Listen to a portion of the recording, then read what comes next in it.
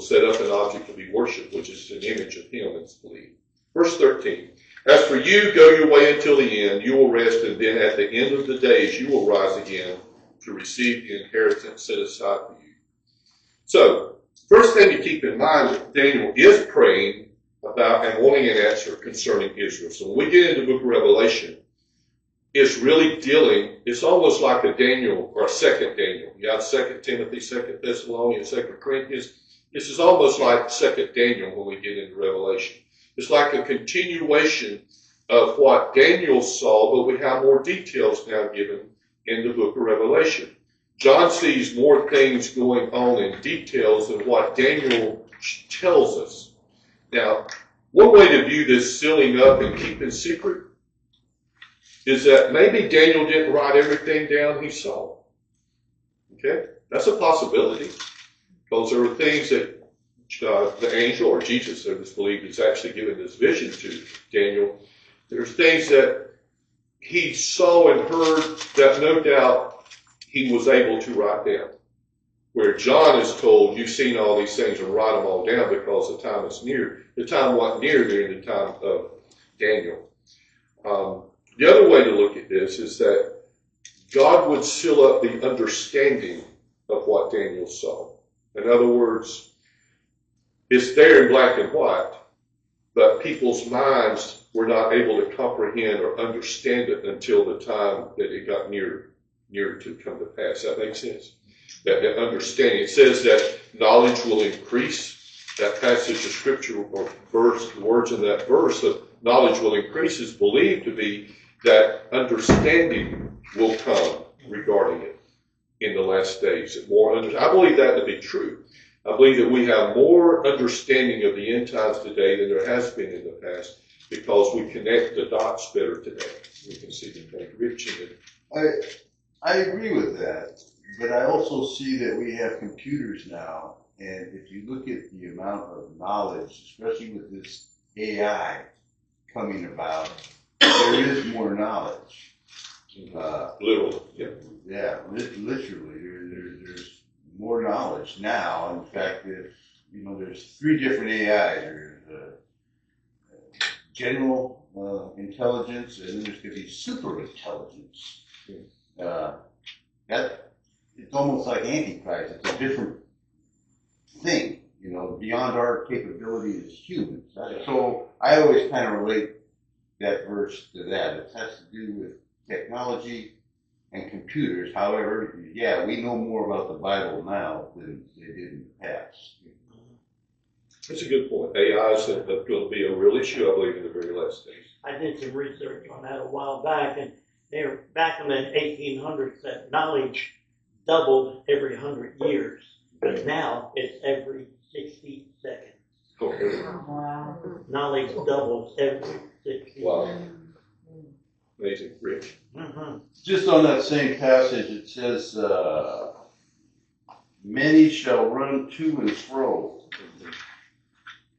I think that's something also that's kind of prophetic. I always think of airplanes. Yeah. In the past, okay, you took a boat, took a horse or something, maybe a train, but now you can be on the other side of the world. I remember thinking of that at an airport. Man. Well, the NLT translates it this way: when many will rush here and there. You look at life, how rushed our lives are. I mean, we would think with all the technology and conveniences we have, we could relax a little bit. Instead, we are probably rushed a little more under stress, rushing here and there than they did in earlier days, obviously. One thing I did want to bring up too, says the shattering of the holy people has finally come to an end. That's speaking of Israel, okay? It's not speaking of the saints. It's saying that all of these things are going to be taking place to your people until they finally recognize that I am their God and Jesus is the Messiah. That's the humiliating, or not humiliating, the humbling. I mean, the shattering their system, their religious system is being shattered. The holy people's system of it's all about us as Jews, where they have not accepted the Messiah. They will be shattered to the point of those things are broken down and they will accept Jesus as the Messiah. That's what it's referring to, in my opinion, shattering of the holy people when it's come to an end. So remember that this is all dealing with Israel. We're just part of, we get played somewhere, we play a part in this, but it's really about Israel. And that's why Israel is so important. Remember one of our lessons when we first got started, why is Israel so important? Everything God is doing in the last days evolves around Israel. Okay, let's see, where was I at? All right, so there's four main perspectives on how people view the book of Revelation. There's the idealist, the historist, the preterist, or preterist, and the futurist. Now, the idealist, and I'll read these, let's come off of AI. This view interprets Revelation as a timeless struggle between good and evil. It's like an analogy. The story is like or what we read is like an analogy between good and evil, not specific historical events. The historicist then believes it's something that's already taken place in church history. It's already gone, come and gone. The preterist, those who hold to this view, believe that the events described in Revelation, including the apocalyptic symbols, were fulfilled during the first century, that it's already taken place. A lot of having to deal with AD 70 when Jerusalem was destroyed. And then there's the futurist, which I would assume most all of us are futurist in regard to the book of Revelation, meaning that we believe these events are still to happen, that it was prophecy that would be fulfilled in the last days. So, as a futurist, the way I'm going to be teaching the book of Revelation is from that viewpoint that these things are still to happen. Some people ask today, are we already in the tribulation? I still think it's in the future. I don't think that we have any sign that we are in the tribulation. We can look at all the things that are going around in our lifetime and think, man, these things are bad. Just think about our great-grandparents who lived during World War II and even before, and World War, when they had to turn all lights out, had food ration. I mean, there were some terrible times that people have lived through Hitler, annihilating, 6 million Jews. And how many millions were killed just in the war?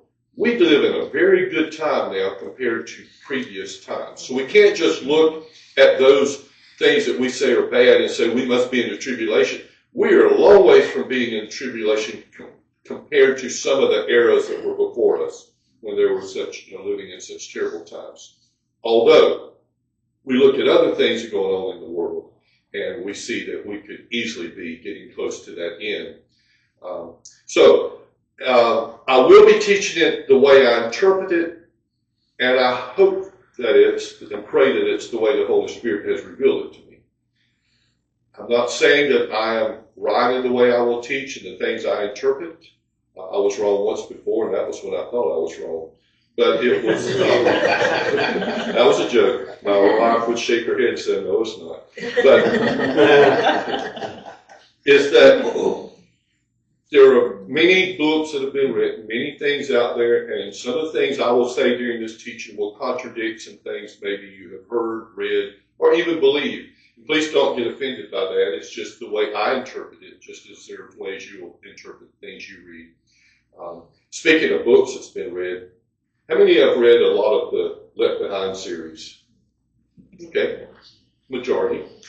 That is like the number one series of books that's ever been written, Christian books dealing with the last days. Sold over 65 million copies worldwide, not just America, but worldwide, 65 million copies. Tim Blatty and Jerry Jenkins wrote the books. There were 6 movies produced from it.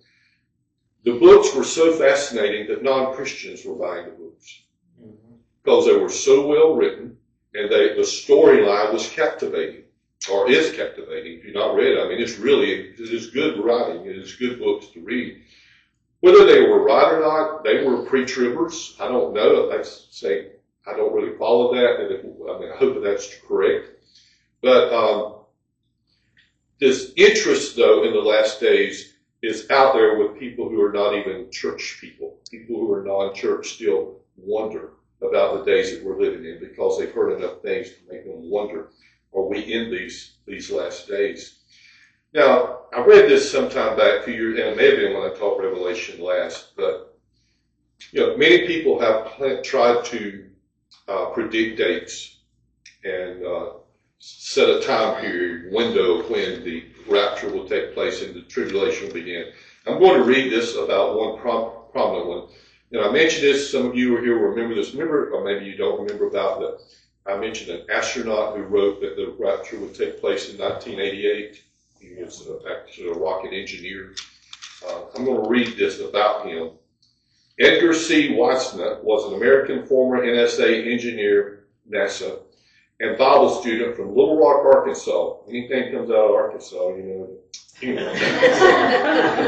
Who predicted the rapture in World War III would occur during Rosh Hashanah, whatever that Jewish Hashanah. Hashanah. Rosh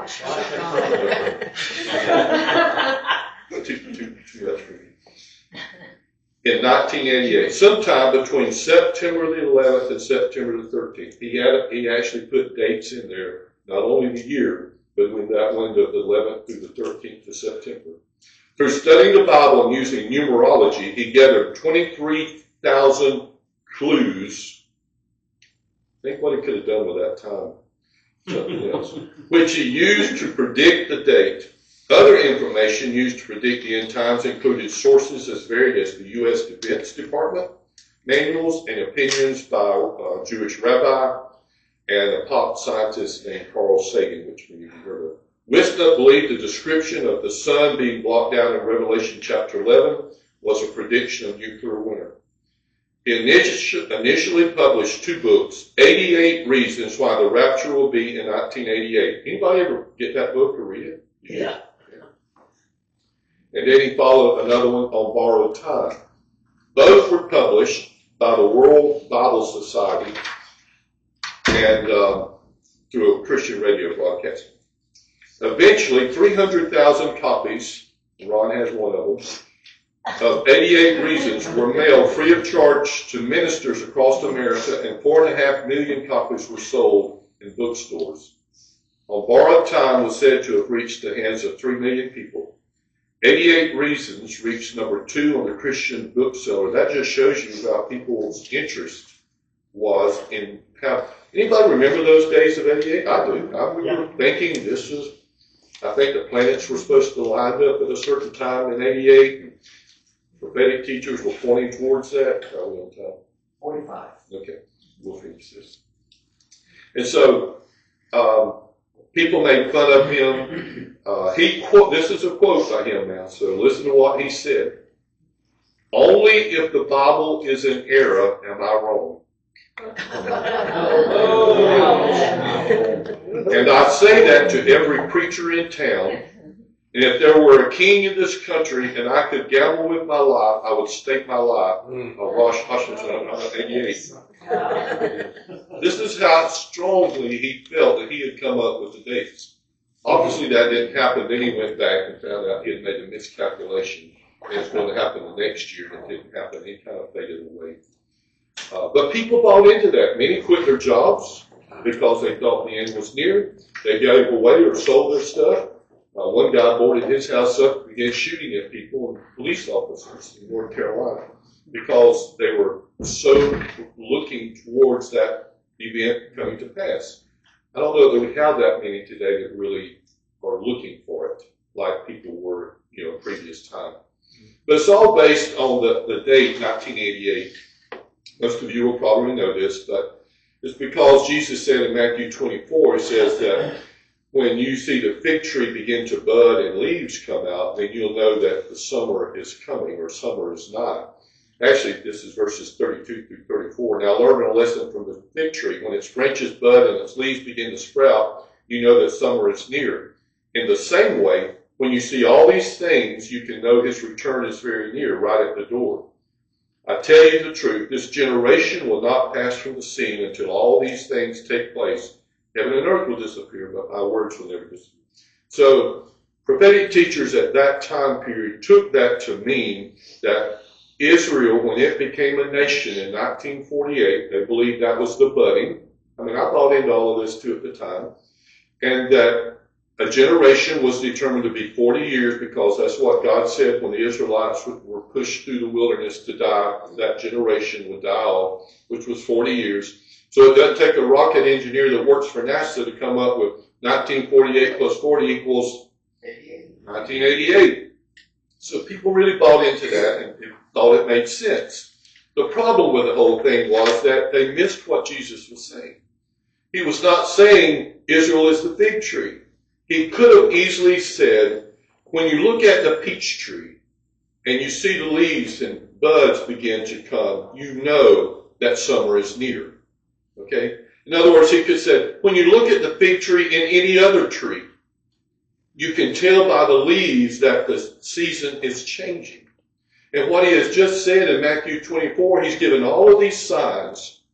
And he's saying, when you see these signs, you will know that the end is near, or that my coming is near, my second coming. And that those who see these signs take place will be alive when he returns.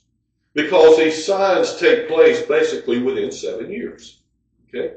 That he's giving in Matthew 24 is basically a small, condensed version of what Revelation is. And so what he's really saying is that when these things begin to take place, then you will know by those signs that my coming is near. That's what he was saying. But some got off track. It's not that people have evil intent or they just want to believe. They want to believe it's going to be that way. So we try to figure out when it's going to happen. But God doesn't want us to know the day. He would give it the day. We need to live, as you said earlier, we need to live with the expectancy that it could happen any moment. We could kick the bucket any moment. We need to be ready at all times. So just be sensitive. Listen to the Holy Spirit, as Ron said. Be discerning. Just don't become complacent. Because complacency is what will cause problems. Ron? I had my tent set up inside of a mountain in Athens, Tennessee, and was preaching several weeks up there. And across the valley, on the other side of the mountain, one night I saw a whole bunch of people walking down and coming toward the tent. And what it was, he said, we had believed in this prophetic preacher. I don't want to mention his name. We sold everything we had, gave him the money, and waiting for him to lead us to the promised land. But brother, he said, you had no way of knowing that when everything you've been preaching, we had to listen to it because we couldn't get away from it. And they came down and gave their lives back to the Lord. So there's people going to be believing all kind of things in these last days. Deception is going to be one of the worst things. So we got to go.